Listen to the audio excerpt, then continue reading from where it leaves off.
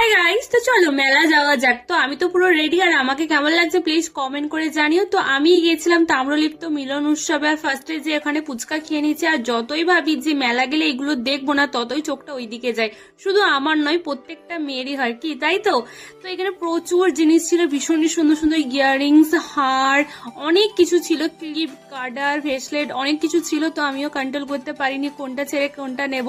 তো এখানে প্রচুর জিনিস ছিল, তো আমিও অনেক কটা জিনিস নিয়ে নিয়েছি এখান থেকে। ভীষণই কিউট কিউট অনেক জিনিস ছিল।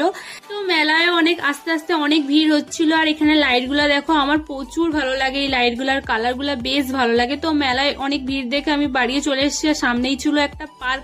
আর গাইস, পার্কে এতটাই কালকে ভিড় ছিল, কোথায় বসার জায়গা ছিল না। আমি পুকুর পাড়ে বসেছিলাম, আর পুকুর পাড়ে বসতে বেশ ভালোও লাগছিল।